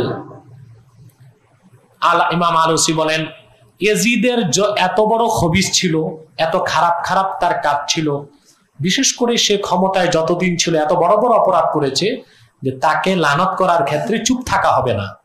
তাকে লানত করা হবে কি হবে না, কেউ কেউ বলছে আমরা চুপ আছি, কিছু বলবো না। তিনি বলেন তাওয়াক্কুফ চলবে না, বরং লানত করার পক্ষেই মত দিতে হবে, লানত করতে হবে। আল্লাহ রাসূল সাল্লাল্লাহু আলাইহি ওয়াসাল্লামের একটা হাদিস তিনি তুলে ধরেছেন, ইয়াজিদকে যে লানত করা যাবে তার বড় একটা দলিল হলো যে সে মদিনা মুনাওয়ারাতে হামলা করেছিল, মক্কা মুকাররমাতে হামলা করেছিল, সেখানকার অধিবাসীদেরকে হত্যা করিয়েছিল। আল্লাহ রাসূলের হাদিস আছে, আল্লাহ রাসূল বলেছেন আল্লাহুম্মা মান যালামা আহলাল মদিনা ওয়া আখাফাহুম ফাআখিফু ওয়া আলাইহি লানাতুল্লাহি ওয়াল মালাইকাতি ওয়ান নাসি আজমাইন। আল্লাহ যে সমস্ত জালেমরা মদিনাবাসী মদিনাতুল মুনাওয়ারার অধিবাসীদের উপর জুলুম করবে ও তাদেরকে ভয় দেখাবে, আল্লাহ তুমি তাদেরকে ভয় দেখাও। রাসূলুল্লাহ বললেন ওইসব অপরাধীদের উপর আল্লাহর লানত, ফেরেশতাদের লানত, সকল মানুষের লানত, তাদের ফরজও কবুল হবে না, নফলও কবুল হবে না। অতএব ইয়াজিদকে অবশ্যই লানত করা যাবে, ঠিক কিনা? ইমাম আলুসি রাহমাতুল্লাহি আলাইহি, আমি যে মিশকাতুল মাসাবি থেকে হাদিসটি তুলে ধরেছিলাম ওই হাদিসটি তিনিও তুলে ধরেছেন। সিত্তাতুল লাআনতুহুম ফি রিওয়ায়াতিন লাআনাহুমুল্লাহ ওয়া কুল্লু নাবিয়্যিন মুজাবুদ দাওয়া আল মুহাররিফু লিকিতাবিল্লাহ। মিশকাতে এসেছে আয-যাইদু লিকিতাবিল্লাহ, এখানে এসেছে আল মুহাররিফু লিকিতাবিল্লাহ ওয়া ফি রিওয়ায়াতিন আয-যাইদু ফি কিতাবিল্লাহ ওয়াল মুকাজ্জিবু বিকাদারিল্লাহ ওয়াল মুতাসাল্লিতু বিল জাবারুত লিইউইজ্জা মান আদাল্লাহুল্লাহ ওয়া ইউযিল্লা মান আ'আদাল্লাহ ওয়াল মুস্তাহিল্লু মিন ইত্রাতি ওয়াত তারিকু লিসুন্নতি। একই হাদিস তিনিও তুলে ধরেছেন। তারপর ইমাম আলুসি রুহুল মাআনির ৩০৯ পৃষ্ঠায় লেখেন কারা কারা তাকে কাফের বলেছেন। ওয়াকাদ জাযামা বিকুফরিহি ওয়া সাররাহা বিলা'নিহি জামাআতুম মিনাল উলামা। অর্থাৎ আহলুস সুন্নাহ ওয়াল জামাতের একদল বড় আলেম, এই চুটুর পুটুর আলেম না, হ্যাঁ, বড় মাপের আলেম, মুহাদ্দিস, মুফাসসির, ফকিহগণ ইয়াজিদকে কাফের বলার পক্ষে শপথ করেছেন। তারা নিশ্চিত ফতোয়া দিয়েছেন ইয়াজিদ কাফের ছিল। তাদের মধ্যে কয়েকজনের নাম তিনি উল্লেখ করেছেন। মিনহুম আল হাফেজ নাসিরুস সুন্নাহ ইবনুল জাওজি, উনি বড় মুজতাহিদ ছিলেন, মুহাদ্দিস ছিলেন। ওয়াসাবাকাহুল কাজী আবু ইয়ালা, এবং তার পূর্বে কাজী আবু ইয়ালাও তাকে কুফরির ফতোয়া দিয়েছেন। ওয়াকাল আল আল্লামাতুত তাফতাজানি, আল্লামা তাফতাজানি বড় ইমাম, আকায়েদের ইমাম, তিনি বলেন লা নাতাওয়াক্কাফু ফি শানি বাল ফি ঈমানিহি। হ্যাঁ, সে মুসলমান ছিল কিনা এই ক্ষেত্রে আমরা চুপ থাকবো না, বরং কেউ যদি জিজ্ঞেস করে তার ঈমান ছিল কিনা আমরা চুপ থাকবো, কারণ তার ঈমান ছিল কিনা আমাদের সন্দেহ আছে। অর্থাৎ তিনিও পরোক্ষভাবে সে কাফের ছিল, তাফতাজানিও সেই মতটিকে সমর্থন করেছে। লানাতুল্লাহি তাআলা আলাইহি ওয়া আলা আনসারিহি ওয়া আ'য়ানি, আল্লাহর লানত তার উপর, তার সাহায্যকারীদের উপর এবং তার সমর্থনকারীদের উপর। ওয়া মিম্মান সাররাহা বিলা'নিহি আল জালাল আস-সুয়ুতি আলাইহির রাহমা, এবং তার উপর লানত বর্ষণ করা জায়েজ, এটা সুস্পষ্ট মত পেশ করেছেন জালালউদ্দিন সুয়ুতি ওয়াফি তারিখি ইবনুল ওয়ারদি ওয়া কিতাবিল ওয়াফি বিল ওয়াফিয়াত। অসংখ্য মুজতাহিদ, মুহাদ্দিস ইয়াজিদকে কাফের বলেছে, এবং জালালউদ্দিন সুয়ুতি সহ পৃথিবীর সকল ইমামই, ইমাম আজম আবু হানিফা রাহমাতুল্লাহর মত, সে ফাসিক ফাজির হিসেবে লানতের মুস্তাহিক। ৩১০ পৃষ্ঠায় এসে মাহমুদ আলুসি প্রায় ৩-৪ পৃষ্ঠা আলোচনার পর তিনি একটা তার ফতোয়া, তার মন্তব্য দিয়েছেন। ওয়া আনা আকুলু আল্লাযী ইয়াগলিবু আলা যান্নি আন্নাল খাবিসা লাম ইয়াকুম মুসাদ্দিকান বিরিসালাতিন নবী সাল্লাল্লাহু আলাইহি ওয়াসাল্লাম। এবং ইমাম আলুসি বলেন যে সব কথার পরে আমার মনে এই ধারণাটাই প্রকট রূপ ধারণ করে, এই ধারণাটাই আমার অন্তরে গেঁথে বসে যে এই খবিস মালউন পথভ্রষ্ট এজিদ মূলত আল্লাহ রসুল নবীজি মুহাম্মদ সাল্লাল্লাহু আলাইহি সাল্লামের রেসালাতকে বিশ্বাস করতো না। তাহলে নবীজি মুহাম্মদ সাল্লাল্লাহু আলাইহি সাল্লামের রেসালাতকে যে বিশ্বাস করতো না, সেই পাপিষ্ঠ ইয়াজিদকে মুসলমান বলার কোনো সুযোগ নাই। অবশ্যই আমি ব্যক্তিগতভাবে ইয়াজিদকে মুসলমান বলি না, ইমান বলি, আর সকল আহলুস সুন্নাহ ওয়াল জামাত তাকে মালউন, অত্যাচারী এবং ফাসেক মনে করত। এই দোনোটা মতকে সমর্থন করা যায়, কিন্তু যারা ইয়াজিদকে রহমতুল্লাহ বলেন, যারা তাকে সাহাবী বলতে চায়, যারা তাকে তাবি বলতে চায়, তারা সেই কুখ্যাত খাওয়ারেজদের উত্তরসূরি। তাদের সাথে আহলুস সুন্নাহ ওয়াল জামাতের কোনো সম্পর্ক নেই। আল্লাহ আমাদেরকে তা বুঝার সুযোগ দান করুন। কিছু জরুরি প্রশ্ন এসছে আমাদের কাছে ইয়াজিদ সংক্রান্ত, তা আমরা সংক্ষিপ্ত উত্তর দেওয়ার চেষ্টা করবো ইনশাআল্লাহ। আলহামদুলিল্লাহ, এতক্ষণ যাবৎ আমরা পাপিষ্ঠ ইয়াজিদ সম্পর্কে, আহলুস সুন্নাহ ওয়াল জামাতের ইমামগণের মতামত সম্পর্কে আমাদের শেখ আল্লামা ডক্টর সৈয়দ মোহাম্মদ এনায়েতুল্লাহ ফাসি হুজুরের জবানে গুরুত্বপূর্ণ আলোচনা শুনলাম। সম্মানিত দর্শক শ্রোতা মণ্ডলী, আমাদের লাইভ প্রোগ্রামটি দুটি অংশে বিভক্ত। প্রথম অংশে আলোচনা এবং দ্বিতীয় পর্বে প্রশ্ন উত্তর। আজকেও আপনারা বিভিন্ন থেকে গুরুত্বপূর্ণ প্রশ্ন করেছেন। সময় স্বল্পতার কারণে সকলের প্রশ্নের জবাবগুলো দেওয়া সম্ভব হচ্ছে না। তারপরও যে সকল প্রশ্নগুলো আজকের আলোচনার সাথে সম্পৃক্ত, সেই প্রশ্নের জবাবগুলো ইনশাআল্লাহ এখনই আমাদের শাইখ দিবে। প্রথম প্রশ্নটি করেছেন যৌথভাবে আমরা ফুলমতি থেকে মাওলানা জুলফিকার আহমদ এবং নারায়ণগঞ্জ থেকে সাইফুল্লাহ মাহাদি। যৌথভাবে প্রশ্নটি করেছেন। প্রথমে বুখারী শরীফ ৪র্থ খণ্ড ১৭৫ পৃষ্ঠার একটি হাদিসের বর্ণনা দিয়েছেন যে উম্মে হারাম রাদিয়াল্লাহু তাআলা আনহা বলেন, আমি মহানবী সাল্লাল্লাহু আলাইহি সাল্লামকে বলতে শুনেছি, নৌযুদ্ধে অংশগ্রহণকারী আমার সাহাবীদের প্রথম দলটি বেহেশতি হবে। মহানবী সাল্লাল্লাহু আলাইহি সাল্লাম এরপর বলেন, আমার সাহাবীদের মধ্যে প্রথম বাহিনী যারা রোমক সিজারের শহর কুস্তুনতুনিয়া অর্থাৎ ইস্তাম্বুল জয় করবে, তাদের গুনাহ মাফ করা হবে।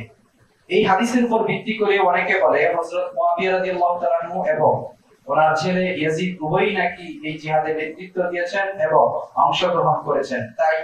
তাই তাকে অর্থাৎ ইয়াজিদকে কাফের বা মালউন বলা যাবে না, বরং তার নামের শেষে রাদিয়াল্লাহু তাআলা আনহু বলতে হবে। তাদের এই যুক্তিটি কতটুকু যুক্তিযুক্ত? যারা বুখারী শরীফের হাদিসটি উল্লেখ করে ইয়াজিদকে বাঁচাতে চায়, এই মূর্খের দল মূল হাদিসটি পড়েই নাই, মূল হাদিসটিও পড়ে নাই, তার ব্যাখ্যাও পড়ে নাই। আমি বুখারী শরীফের সবচেয়ে প্রসিদ্ধ ব্যাখ্যা গ্রন্থ হানাফিদের লেখা আল্লামা বদরুদ্দিন আইনির লেখা উমদাতুল কারি 12তম খণ্ড থেকে 10 পৃষ্ঠা মূল হাদিসটি শোনাচ্ছি, যা বুখারীতে 2924 নম্বর হাদিস, উমদাতুল কারিতে ব্যাখ্যা সহ এসেছে। আমি শোনাচ্ছি। হাদাসানি ইসহাক ইবনে ইয়াজিদ আদ-দিমাশকি قال حدثنا يحيى بن حمزة قال حدثني ثور بن يزيد عن خالد بن معدان أن أمير بن الأسود الأنسي حدثه أنه أتى عبادة بن الصامت وهو نازل في ساحة همصة وهو في بناء له ومعه أم حرام.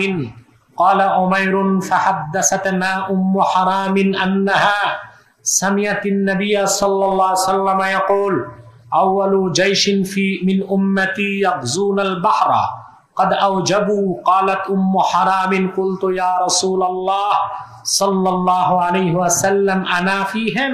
قال أنت فيهم. ثم قال النبي صلى الله عليه وسلم أول جيش من أمتي يغزون مدينة قيصر مغفور لهم. فقلت أنا فيهم يا رسول الله؟ قال لا.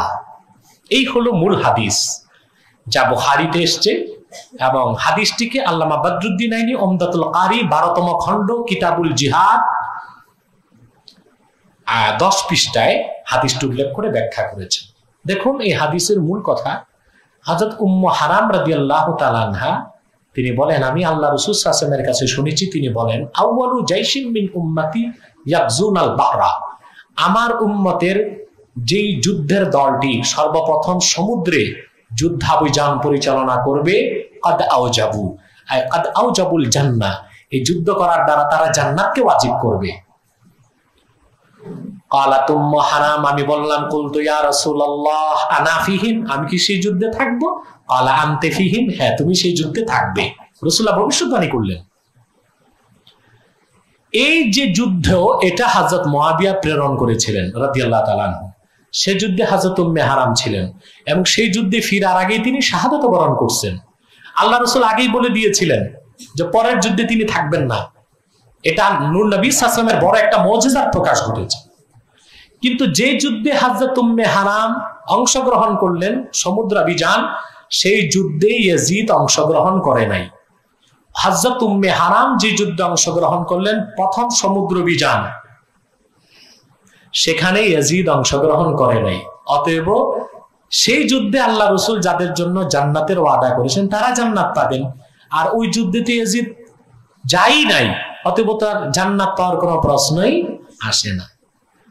قال أنت فيهم ثم قال النبي صلى الله عليه وسلم أول جيش من أمتي يغزون مدينة قيصر, কনস্টান্টিনোপল, অর্থাৎ আমার উম্মতের যে দলটি কায়সারের রাজধানী দখল করবে,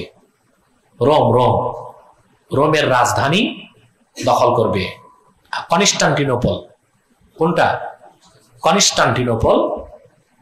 কনস্টান্টিনোপলের রাজধানী দখল করবে। মাগফুরুল লাহুম, তারা সবাই ক্ষমাপ্রাপ্ত, তারা সবাই জান্নাতে যাবে, এটা রাসূলুল্লাহ বলেন নাই, তারা সবাই ক্ষমাপ্রাপ্ত। ফাকুলতু, উম্মে হারাম বলেন, আমি বললাম, আনা ফিহিম ইয়া রাসূলুল্লাহ, আমি কি সেই যুদ্ধে থাকবো? ক্বালা লা, ওই যুদ্ধ তুমি পাবা না। আসলেই তিনি পান নাই, প্রথম যুদ্ধে তিনি শহীদ হয়ে গিয়েছেন।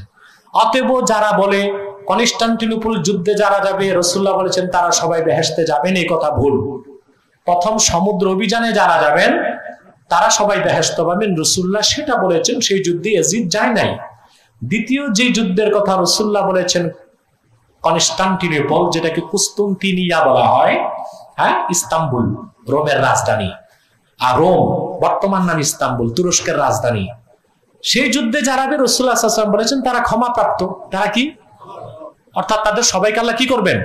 ক্ষমা করবেন। তার মানে এই না ইয়াজিদও ক্ষমা পাবে আর বেহেশতে যাবে। তার জবাব কি? তার জবাব রাসূলুল্লাহর হাদিস বুখারীতে আছে। রাসূলুল্লাহ বলেছেন যে মান সামা ফি রমাদান গুফিরা লাহু মা তাকাদ্দামা মিন যামবিহি, এক মাস যে রোজা রাখবে তার জীবনের সব গুনাহ মাফ। তার সব গুনাহ, মানে এক মাস রোজা রেখে যে গুনাহ মাফ করলো, তারপর যদি কুফর করে তারও কি গুনাহ মাফ? হ্যাঁ, রাসূলুল্লাহ বলেছেন আল মুসলিমু মান সালিমাল মুসলিমুনা মিন লিসানিহি ওয়া ইয়াদিহি, প্রকৃত মুসলিম সেই যার জবান ও হাত থেকে অন্য মুসলমান নিরাপদ থাকবে। এখন এই বৈশিষ্ট্যধারী কোন মুসলমান যদি কুফর করে, সেও কি মুসলিম থাকবে? রাসূলুল্লাহর আরেকটা হাদিস আছে যে মান সাল্লা সালাতানা ওয়াস্তাকবালা কিবলাতানা ওয়া আকালা যাবিহাতানা ফাযালিকাল মুসলিম, যে আমাদের নামাজ পড়লো, আমাদের কিবলা গ্রহণ করলো, আমাদের জবাইকৃত পশুর গোশত করলো, সে মুসলিম। ঈমানের কথাই তো নাই। এখন আমরা কি বলবো, কালেমা পড়া ছাড়া, ঈমান ছাড়া কেউ নামাজ পড়লো, কোরবানি দিল, কিবলামুখী হলো, সে মুসলমান বেহেশতে যাবে? এই হাদিসের মুরাদ হচ্ছে মাগফুরুল লাহুম, তারা সবাই ক্ষমাপ্রাপ্ত যদি তারা ঈমানের সাথে মরে। এই কথাটা মুকাদ্দার আছে। অতএব ইয়াজিদ ঈমানের সাথে মরে নাই, অতএব সে এই ওয়াদা থেকে বঞ্চিত। কথাটা আমার না, আল্লামা বদরুদ্দীন আইনি উমদাতুল কারি 12তম খণ্ডের 11 পৃষ্ঠায় আবার আমার ব্যাখ্যাতেই করেছেন। তিনি বলেন লা ইয়ালজামু মিন দুখুলিহি ফি যালিকাল উমুম আল্লা ইয়াখরুজা বিদালিলিন খাস, ওই যুদ্ধে সবাই ক্ষমা পাইছে, তবে ইয়াজিদের থেকে বাইরে থাকবে। আমভাবে তার হাদিসের মধ্যে যে উমুম আসছে, আম হুকুম আসছে, যারা অংশগ্রহণ করবে, হ্যাঁ, ইদলা ইয়াখতালিফু আহলুল ইলমি আন্না কাওলাহু সাল্লাল্লাহু আলাইহি ওয়াসাল্লাম মাগফুরুন লাহুম মাশরুতুম বিআইয়াকুনু মিন আহলিল মাগফিরাহ হাত্তা লাউ ইরতাদ্দা ওয়াহিদুম মিম্মান গাযাহা বাদা যালিক লাম ইয়াদখুল ফি যালিকাল উমুম। পরিষ্কার বদরুদ্দীন আইনি ব্যাখ্যা করে দিলেন যে আল্লাহ রসুল যে বলেছেন তারা সবাই কনস্টান্টিনোপল যুদ্ধে যারা যাবে সবাই ক্ষমা পাবে, এটা শর্তযুক্ত। শর্ত হচ্ছে যদি তারা মাগফিরাতের আহাল হয়। মাগফিরাতের আহাল কি হবে? যদি তাদের মধ্যে কেউ সেই কনস্টান্টিনোপল যুদ্ধের পর মুরতাদ হয়ে যায়, তাহলে রাসূলুল্লাহ সাল্লাল্লাহু আলাইহি সাল্লামের ওয়াদাকৃত যে ক্ষমার ঘোষণা তার ভিতরে সে থাকবে না, তার বাইরে তার অবস্থান হবে। অতএব আমরা ফাদাল্লা আলা আন্নাল মুরাদা মাগফুরুন লিমান উজিদা শারতুল মাগফিরা ফিহি মিনহুম, অতএব যার মধ্যে মাগফিরাতের শর্ত পাওয়া যাবে, অর্থাৎ ঈমানের সাথে যার মৃত্যু ঘটবে, সেই মাগফুরুল লাহুম, রাসূলুল্লাহ বলেছেন তারা ক্ষমাপ্রাপ্ত, তাদের অন্তর্ভুক্ত হবে। আমরা বলবো ইয়াজিদের মধ্যে মাগফিরাতের শর্ত ছিল না, সে আহলে বাইতের উপর অস্ত্র ধারণ করেছে, সে মদিনাতুল মুনাওয়ারার হুরমতের বিপক্ষে, মক্কা মুকাররমার হুরমতের বিপক্ষে কাজ করেছে। হ্যাঁ, হারামু মদিনাতুল মুনাওয়ারা ও হারামু মক্কাতুল মুকাররমার ক্ষেত্রে সে ইসলামী নীতিকে রক্ষা করে নাই, সেজন্য সে মাগফুরুল্লাহ, কনস্টান্টিনোপল যুদ্ধে যারা যাবে সবাই ক্ষমাপ্রাপ্ত, তার অন্তর্ভুক্ত বলে গণ্য হবে না। দ্বিতীয় প্রশ্নটি করেছেন কলকাতা থেকে এসকে আশরাফুল ভাই প্রশ্ন করেছেন, হুজুর যারা ইয়াজিদকে মুমিন বলে এবং নামের শেষে রাদিয়াল্লাহু তাআলা আনহু বলে, তাদের ক্ষেত্রে আমরা কিরূপ সিদ্ধান্ত গ্রহণ করব? তারা বেঈমান, তারা খারিজি, তাদের কাছে আমাদের নামাজ পড়া চলবে না। তৃতীয় প্রশ্ন করেছেন কুমিল্লা থেকে ডাক্তার রুহুল আমিন ভাই প্রশ্ন করেছেন, ইয়াজিদ নাকি আহলে বাইতের বংশধর ছিল, তাই ইয়াজিদকে কাফের বলা যাবে না, এর ক্ষেত্রে সমাধান কি? নাউজুবিল্লাহ, এই কথা যে বলেছে তাকে 50টা জুতা মারা দরকার। কারণ আহলে বাইতের সাথে ইয়াজিদের কোনো সম্পর্কই ছিল না, সে ছিল আমাবি আবু সুফিয়ানের নাতি। আবু সুফিয়ান আহলে বাইতের অন্তর্ভুক্ত ছিল না, সে কুরাইশি ছিল, কিন্তু আবু জেহেলও তো কুরাইশি ছিল। কুরাইশি হলেই চলবে না, ইয়াজিদের সাথে আহলে বাইত রাসূলুল্লাহর কোনো সম্পর্ক, রক্তের সম্পর্ক ছিল না, আত্মীয়তার সম্পর্ক সেটা ভিন্ন জিনিস। পরবর্তী প্রশ্ন করেছেন ফরিদপুর রাজবাড়ী থেকে মাওলানা আহমদ আলী ভাই প্রশ্ন করেছেন, ইমাম হোসেন রাদিয়াল্লাহু তাআলা আনহুকে নাকি মূলত শিমর হত্যা করেছিল, ইয়াজিদ নয়, তাই ইয়াজিদকে দোষারোপ করা যাবে না, এই কথাটি কতটুকু যুক্তিযুক্ত? ইতিমধ্যে তার উত্তর আমরা লাইভ অনুষ্ঠানে দিয়ে ফেলেছি। পরবর্তী প্রশ্ন কি করেছেন ভাই মোহাম্মদ সালাউদ্দিন শারুলিয়া ডেমরা থেকে। কিছুদিন পূর্বে ডেমরার একটি কামেল মাদ্রাসায় জনৈক মৌলভী মুহররমের উপর এক মাহফিলে আলোচনা করতে গিয়ে এক পর্যায়ে বলেছে যে ইমাম হোসেন রাদিয়াল্লাহু তাআলা আনহু হযরত ওমরের পায়ের ধুলার সমানও নাকি নয়। এই বক্তব্যটি সম্পর্কে সঠিক জবাব দিলে কৃতজ্ঞ থাকব। এই কথা বলে এই মৌলভী কি নাম তাও আমার জানা নেই, এই মৌলভী যে কথা বলেছে যে ইমাম হোসেন হযরত ওমরের পায়ের ধুলার সমানও নয়, এই কথা বলে সে রাসূলুল্লাহর আহলে বাইতের খেলাফ বক্তব্য দিয়ে তার ঈমানকে নষ্ট করে দিয়েছে। তো প্রশ্ন হলো, এই বক্তা কামেল মাদ্রাসার ভিতরে ঢুকে এই কথা বলল কেমন করে? সে কামেল মাদ্রাসার জালেমরা কি কানের মধ্যে মাটি ভরে রেখেছিল? যদি এই মাদ্রাসার কামেল মাদ্রাসায় হাজার হাজার ছাত্র থাকে, শিক্ষক থাকে, মৌলবী থাকে, আর সেখানে এইরকম কথা ইমাম হোসেনের বিরুদ্ধে হয়, সেখানে যদি কোনো প্রতিবাদ না হয়, তো এইরকম মাদ্রাসা বিলুপ্ত করে স্কুল কলেজ করলেই হয়। আল্লাহর দ্বীনের পক্ষে যে মাদ্রাসার কোনো কাজ নাই, ওই রকম মাদ্রাসা দিয়ে, ওই মাদ্রাসা সরকারি হোক আর বেসরকারি হোক, ওটা দরকারি মাদ্রাসা না। দ্বীনের পক্ষে যার প্রয়োজন নাই, দ্বীনের পক্ষে যাদের কোনো কাজ নাই, ওইটা সরকারি হোক আর বেসরকারি হোক, সেটা আমাদের কাছে দরকারি মাদ্রাসা না। আমরা সরকারি বেসরকারি বুঝি না, আমরা দরকারি মাদ্রাসা চাই। দরকারি মানে দ্বীনের পক্ষে যেটা দরকার, ওটা দরকারি মাদ্রাসা। এখন তো কওমির ভাইরাও সনদ নিয়ে সরকারি হয়ে গেছে, এখন যারা সনদ ছাড়া দ্বীনের কাজ করছে তারাই দরকারি মাদ্রাসা, আর সব এখন সরকারি মাদ্রাসা হয়ে গিয়েছে। ওই মৌলভী ইমাম হোসেন সম্পর্কে তার কোনো ধারণাই নাই। আহলে বাইতের মর্যাদা কত বেশি সেই মূর্খ মৌলভী বুঝে নাই। হযরত ওমর রাদিয়াল্লাহু তাআলা আনহু খুলাফায়ে রাশিদিনের একজন অনেক বড় সাহাবী, কোনো সন্দেহ নাই। তাই বলে আহলে বাইতের সদস্য হিসেবে ইমাম হোসেনকে তার সাথে তুলনা করা যাবে না। সকল সাহাবীর মর্যাদা সাহাবী হিসেবে সমান।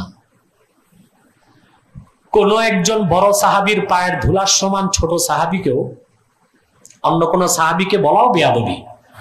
আল্লাহ রসুলের সাহাবী হিসেবে সবাইকে আল্লাহ সমান মর্যাদা দিয়েছেন। আল্লাহ বলেছেন উলাইকাল্লাযীনা আমতাহানাল্লাহু কুলুবাহুম বিত্তাকওয়া।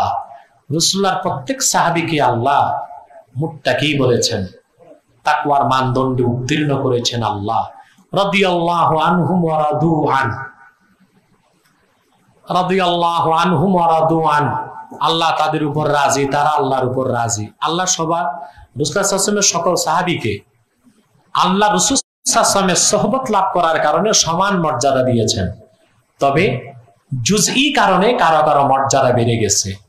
যেমন একটা মর্যাদা কুল্লি আর একটা জুজই। সকল সাহাবায়ে কেরামের মধ্যে শ্রেষ্ঠ হযরত আবু বকর সিদ্দিক রাদিয়াল্লাহু তাআলা, তারপরে হযরত ওমর, তারপরে ওসমান, তারপরে আলী। এটা কুল্লি ফাজিলত, জুজই না। দেখা যায় জুজি ফাজিলত ওনাদের জন্য সাহাবীর বেশি ছিল। যেমন আব্দুল্লাহ বিন আব্বাস সবচেয়ে বড় আলেম ছিলেন, এই জুজি ফজিলতে তিনি আবু বকর, ওমর, ওসমান থেকে উপরে ছিলেন, কিন্তু কুল্লি ফজিলতে ওনারা উপরে। হযরত হোসেন রাদিয়াল্লাহু তাআলা আনহু সবচেয়ে বড় ফজিলত ছিলেন যে তিনি আল্লাহ রসুল নবীজি মুহাম্মদ সাল্লাল্লাহু আলাইহি ওয়াসাল্লামের নাতি। এই একটি জুজি ফজিলতের কারণে সকল সাহাবী হযরত হোসেন রাদিয়াল্লাহু তাআলা আনহুকে সম্মান করতেন, তাজিম করতেন। হযরত ওমর রাদিয়াল্লাহু তাআলা আনহু যখন দেখতেন তখন কোলে নিয়ে চুমা খেতেন। হযরত হোসেন রাদিয়াল্লাহু তাআলা আনহু একদিন মসজিদে ঢুকছেন, মসজিদ নববীতে জুতা খুলে দেখেন একজন বৃদ্ধ মানুষ চাদরে মুখ ঢাকা, নিজের চাদর দিয়ে হযরত হোসেনের জুতা সাফ করতেছেন।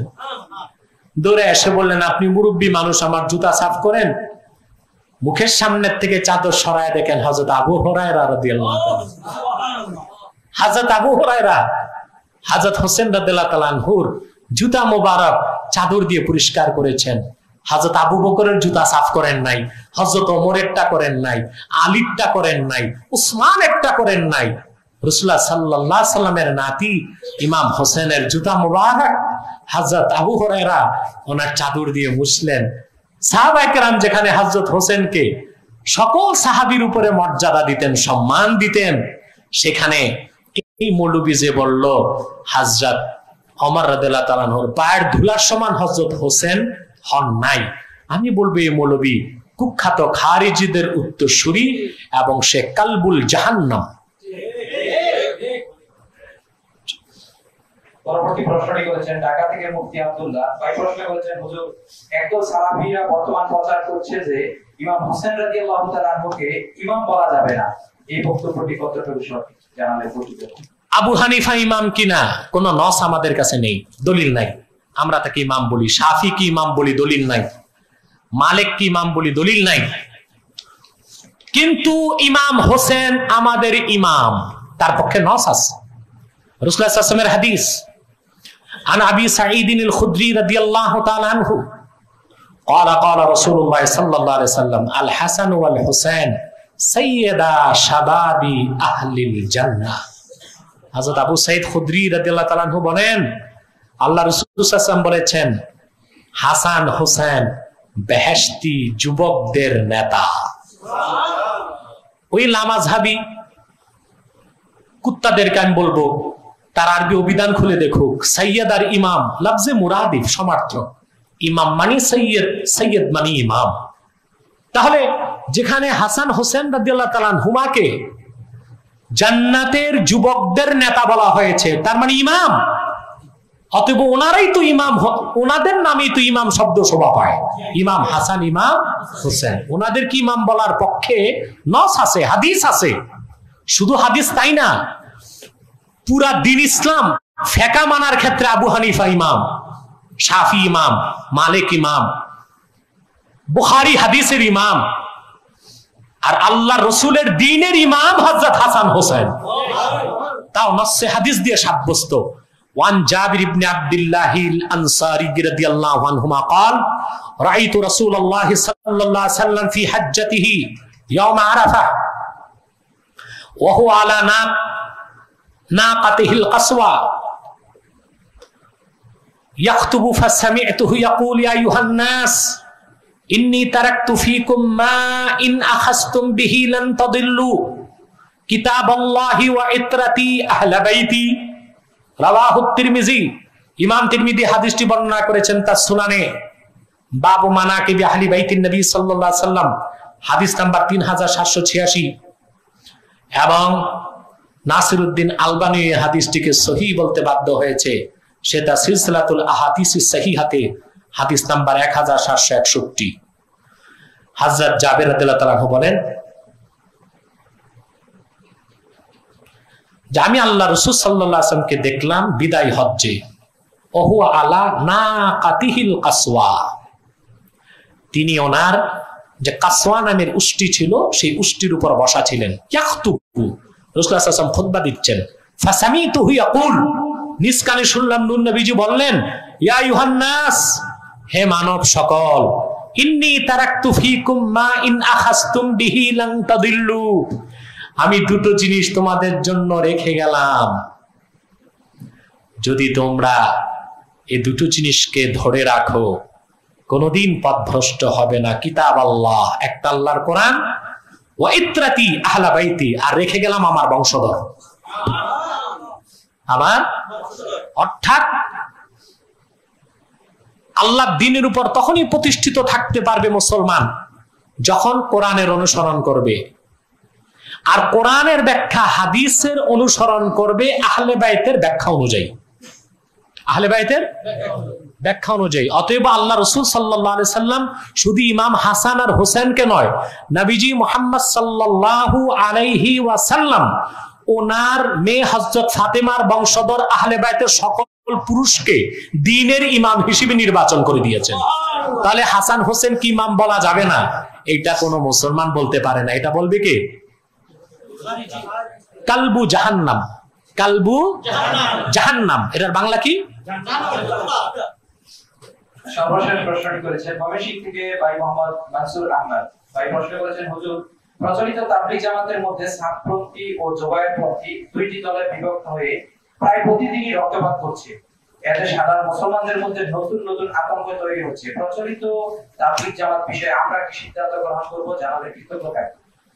আহারে, আমাকে এমনিতেই তাবলীগী ভাইরা দেখতে পারে না যে আমি তাবলীগ জামাতের বিরোধিতা করি। আসলে আমি তাবলীগের বিরোধিতা করি না, সংশোধন চাই। তাবলীগী ভাইদের যে আকীদাগত ত্রুটি, আমলগত ত্রুটি, বড় বড় বেদাত, এটা সংশোধন করে তার একটি হক জামাতে পরিণত হোক, সেটাই আমার প্রচেষ্টা ছিল। বাংলাদেশের ওলামায়ে কেরামের এক বিরাট অংশ তাবলীগের অন্ধপ্রীতির কারণে তারা আমারও বিরোধিতা করত। এখন দেখা যাচ্ছে আমার আর করতে হচ্ছে না। বাংলাদেশের সকল ওলামা, যারা ওলামায়ে দেওবন্দ কওমি, তারা এখন তাবলীগের বিরুদ্ধে নেমেছে, প্রচলিত তাবলীগের বিরুদ্ধে। তো যেই বিরোধিতাটা আমরা আগে করতাম সংশোধনের জন্য, সেই বিরোধিতা যদি তখন থেকে তারা আমাদের সাথে করতেন, তাহলে আর এই মারামারি ফাটাফাটির দরকার হতো না। তাবলীগ জামাতটা ধীরে ধীরে সুন্নতের পথে চলে আসতো।